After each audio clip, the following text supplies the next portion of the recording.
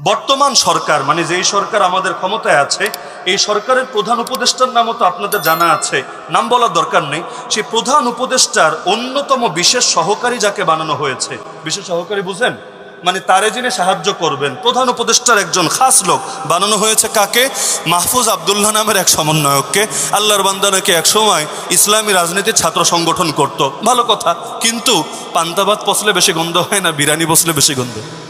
তো একসময় ইসলামের রাজনীতি করতো, ভালো কথা, কিন্তু এখন এমন পচা পচে গিয়েছে, তার নিজের কথা আমি হুবহু বলছি। তার এক জায়গায় এসে লিখেছে, ইসলামপন্থীদের রাষ্ট্রকল্প ও সামাজিক ফ্যাসিবাদের বিরুদ্ধেও ছিল আমাদের অবস্থান। ফলে এ গণ অভ্যুত্থান প্রক্রিয়ায় এ সকল শক্তিগুলোকে জনগণের অংশ হিসাবে স্বাগত জানালেও কোনোভাবে জনগণের রাজনৈতিক সাংস্কৃতিক নেতৃত্ব এদের কাছে যেন না যায়, সেই লড়াই জারি রাখতে হবে। তাহলে ইসলামপন্থী যারা, ইসলামপন্থী বলতে কাদের বোঝায় আমার মনে হয় ব্যাখ্যা করে দেওয়া লাগবে না। ইসলামপন্থীদের রাষ্ট্রকল্প আবার কি? খেলাফত। ইসলামপন্থী যারা, তারা ভিন্ন কোনো তন্ত্রমন্ত্রের জন্য লড়াই করে না, তাদের রাষ্ট্রকল্পনার নামই হলো খেলাফত। তো বলে দিচ্ছে আন্দোলন করেছে, ওয়েলকাম ওয়েলকাম, তবে তোমাদের হাতে যাতে জাতির নেতৃত্ব না যায় এর জন্য সজাগ থাকতে হবে। তো এমন লোক যদি প্রধান উপদেষ্টা সহকারী হয়, তাহলে আগামী দিনে হুজুরদের বিরুদ্ধে, দিনদারদের বিরুদ্ধে ষড়যন্ত্র কোন জায়গা থেকে হবে চিন্তা করেন। একবার ষড়যন্ত্র চলে শাহবাগ শরীফ থেকে, আর একবার চলবে যমুনা ভবন থেকে। লেকিন মানুষ এখান থেকে উত্তরণ করবে কিভাবে? আরেক জায়গায় সে লিখে দিয়েছে, শাপলার নামে মেরুকরণও মেনে নেওয়া হবে না। শাপলা চত্বরে যে রক্ত দিয়েছে আমরা 2013 সালে, এটাকে নিয়ে মেরুকরণ করা যাবে না, মেরুকরণ করতে হবে তাদের চেতনার নামে। আরেক জায়গায় লিখেছে, এখানে ইসলামী একটা সুনির্দিষ্ট দলকে টার্গেট করে যে নতুন করে জামাত পুরাতন ভাবাদর্শিক দ্বন্দ্ব উস্কে দিয়ে মুজিববাদীদের মাঠে সুযোগ করে দিচ্ছে। জামাত হল আওয়ামী লীগের অল্টার ইগো, জামাত নাই তো মুজিববাদীদের কোনো নিশানাও নাই। মানে জামাতরে দমায়া দিতে হবে, তাহলে মুজিববাদী মানে হলো লীগ যারা আর কি মুজিবের চেতনার অধিকারী, তারাও ক্ষমতা পাবে না। তো জামাত ইসলামের বিরোধিতা কেউ বিভিন্ন কারণে করতে পারে। কেউ যদি কোনো মাসালা বা আকিদার কারণে করে, হুজুর মানুষ হয়ে, সেটাকে একভাবে বিবেচনা করতে হবে। আর কোনো নাস্তিক বেঈমান যদি কোনো ইসলামী দল নিয়ে বলে, তাহলে বুঝতে হবে এখানে তার মূল বিষয় কোনো মাসালা না, কোনো সুনির্দিষ্ট আকিদা না, এবং ইসলামের নাম শুনলেই অর্গাজম। আরেক জায়গায় গত দুদিন আগে নিজে লিখেছে যে এই দেশের মধ্যে মুজিববাদী এবং জামাতবাদী দুটোকেই নাই করে দিতে হবে, গণমানুষের আকাঙ্ক্ষা বাস্তবায়ন করতে হবে। তো গণমানুষ কেডা রে ভাই? গণমানুষ কি মঙ্গল গ্রহের এলিয়েন? গণমানুষ কারা? নাকি নাস্তিক হলে গণমানুষ, আর যদি হুজুর হয় অথবা ইসলামপন্থী হয় তাহলে তারা হলো অন্য গ্রহের বাসিন্দা? তার মানে লড়াই শেষ হয় নাই, বরঞ্চ লড়াই জারি থাকবে যতদিন না আল্লাহর জমিন, আল্লাহর দিন জিন্দা হবে। যে আন্দোলনটা হলো গত মাসে, আন্দোলন যারা করেছে তারা কি নাস্তিকতা প্রতিষ্ঠার জন্য আন্দোলন করেছে? আমি এটা বলে আলোচনার ইতি টানছি, এই বাংলার জমিনে বারবার বারবার বারবার মুসলমানদের আন্দোলনগুলো কেড়ে নেওয়া হয়েছে, বেহাত হয়ে গিয়েছে বিভিন্ন চেতনার ব্যানার দিয়ে। 1971 সালে বাংলার জমিনে যারা মুক্তিযুদ্ধ করেছে, এমন শত শত হাজার মুক্তিযোদ্ধা আজও জীবিত আছে নাকি নাই? আপনাদের ব্রাহ্মণবাড়িয়া খুঁজলে অন্তত কয়েক ডজন জীবিত মুক্তিযোদ্ধা খুঁজে পাওয়া যাবে নাকি যাবে না?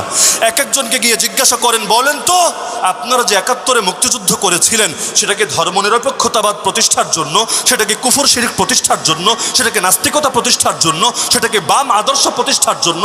একজন একজন করে জিজ্ঞাসা করেন। আমার নিজের জিজ্ঞাসা করা আছে, এখানে বাস্তব অভিজ্ঞতা থেকে বলছি, আল্লাহর কসম করে বলি ও দেবে। এটা সম্পূর্ণ মিথ্যা। আমাদের কল্পনার মধ্যে এমন কিছুই ছিল না। আমরা লড়াই করেছি জুলুম দূর করার জন্য, আমরা লড়াই করেছি দুঃশাসন রোধ করার জন্য, আমরা লড়াই করেছি এই পাক হানাদারদের চাপানো বৈষম্য ঠেকানোর জন্য। আমরা লড়াই করার শুরুতে বিসমিল্লাহ বলে নিয়েছি, শেষ করেও আল্লাহর প্রশংসা আলহামদুলিল্লাহ পড়েছি। আমরা কোনো কাজ করার আগেও ইনশাআল্লাহ বলে নিয়েছি। তাহলে যেই কাজে শুরুতেও আল্লাহর নাম, শেষেও আল্লাহর নাম, মাঝেও আল্লাহর নাম, সেটা নাস্তিকতা বা বাম আদর্শ প্রতিষ্ঠা করার জন্য কিভাবে হবে? কিন্তু 71-এ 16 ডিসেম্বর যুদ্ধ শেষ হতে দেরি 1972-এ এই জাতির উপর একটা সংবিধান চাপিয়ে দেওয়া হয়েছে, যে সংবিধান আজও আছে। সংবিধানের প্রথম পাতা খুললেই পেয়ে যাবেন, প্রস্তাবনার অংশে লেখা আছে যে এই দেশে মুক্তিযোদ্ধারা নাকি 4টা মৌলিক আদর্শে যুদ্ধ করেছে। এর মধ্যে একটা আদর্শের নাম ধর্ম নিরপেক্ষতাবাদ। নাউজুবিল্লাহ বলবেন না? নাউজুবিল্লাহ বলবেন না? লড়াইকে ধর্ম নিরপেক্ষতাবাদের জন্য হয়েছিল।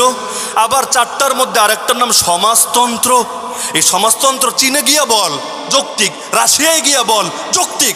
আরে বাংলাদেশের অধিকাংশ মানুষ তো সমাজতন্ত্র চেনেই না, এটা কোন হালুয়া না কোন মূলা এটাই তো মানুষ জানে না। তো সমাজতন্ত্র প্রতিষ্ঠার জন্য মুক্তিযোদ্ধারা লড়াই করেছে, এই কথা বললে যারা গাঁজা সেবন করে ওরাও তো বিশ্বাস করবে না। কিন্তু 1972 সালে, খুব বেশি পরে না, মাত্র কয়েকটা মাস পরেই যে সংবিধান চাপিয়ে দেওয়া হলো, সেখানেই বলা হলো যে এই জাতি লড়াই করেছে কুফর শিরিকের জন্য, নাউজুবিল্লাহ। মাত্র একটা মাস গেল, গত মাসের 5 তারিখ বৈষম্য বিরোধী আন্দোলন হলো। কওমি মাদ্রাসারও 72 জন ছাত্র, টেলিভিশনের রিপোর্ট অনুসারে 72 জন শহীদ হলো, শত শত আহত হলো।